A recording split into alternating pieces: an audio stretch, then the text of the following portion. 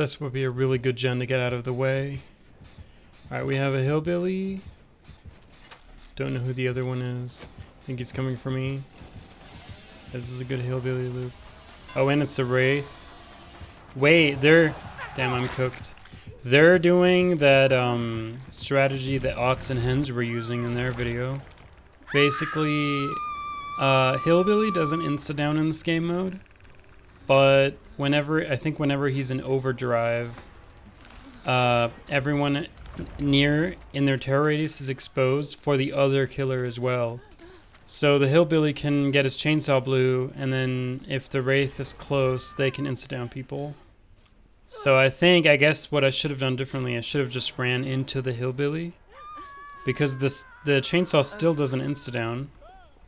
So you essentially just you loop the wraith and ignore the hillbilly. And if they hit you, that's even better because you get the speed boost and you just get out of there. So yeah, they're clearly hunting together. And they're using the overdrive mechanic for the insta-downs.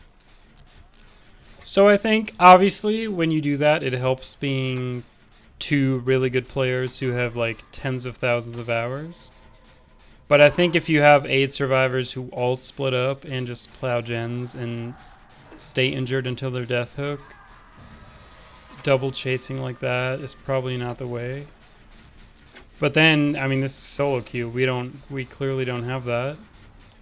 But we do have a couple scouts, and because they're together, we can be more sure of where they are.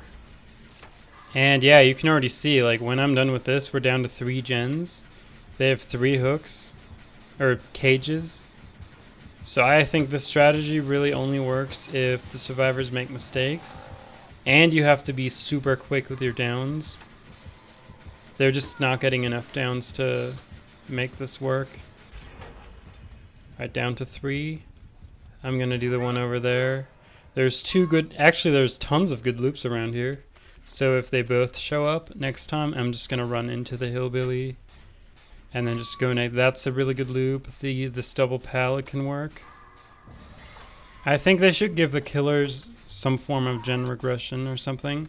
Like if they cage someone, there's a like 20-second timer running down, and if they cage someone else within those 20 seconds, every gen blow, well actually not every gen blows up, but they should get some kind of reward for that, for getting quick downs. Because 8 people doing gens, even when they need more gens, it's way too much. So even though all the many survivor mains will be in denial about this and complain, it's just a fact. 8 people are too many. You need to get some out. And also, I think what a lot of people are doing wrong, they heal too much. Like, you have 8 people with 3 lives. Just don't heal until you're on death hook, or just wait until you're grouped up and you can heal each other really quickly. And more safely, because obviously if there's 2 of you and you get interrupted, the other will have to take a hit, and then it's just a lot of time waste. So just stay injured more. And obviously spread out on gens. And if you are on death hook, hide. I think that's actually what so many people do wrong. And another thing is, do not go out of your way to uncage people. Because I'm pretty sure a cage state is still 1 minute, just like a hook state.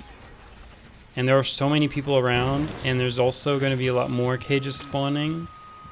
So basically only cage if it pops up right next to you. Don't run across the map to cage. He didn't have the overdrive ready. Thing is, actually, you do need to be pretty coordinated to have the hillbilly in overdrive and be close enough. And then if the wraith is cloaked, that will waste time. So yeah, I think it is a really fun strategy. It's just kind of hard to pull off. And you need the mistakes. Alright, gens are done. We might as well heal now. They have no death yet. And now pretty much Whoever isn't on death hook, do a gate. Everyone else, hide. If you're on death hook at this point, just hide. And I am kind of wondering if they're still going to go through with the double chase. I mean, to be fair, yeah, this gate's already open. They kind of have to be together.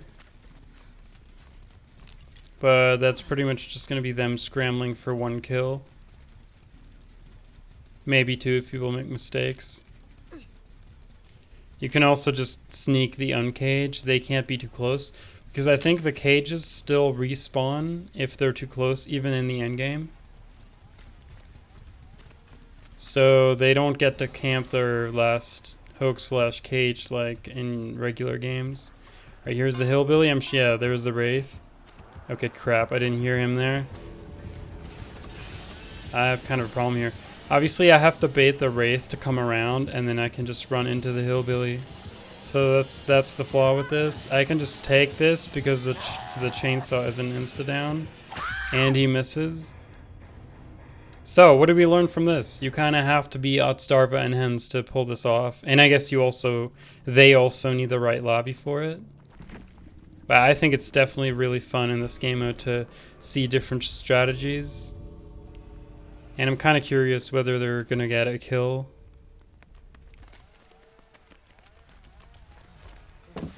I mean, imagine copying the pros strategy and getting 0 kills.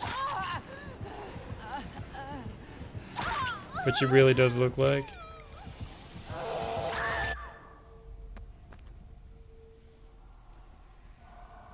Okay, this Dwight is just being Actually, I guess Dwight isn't the most cliche person to do this. But waiting in the exit gate when you're the last person and you're already safe out, I don't know. It sure is a classic, though. Come on, Dwight. You can do it. And the hillbilly's name is 5 Second Chase. Lol.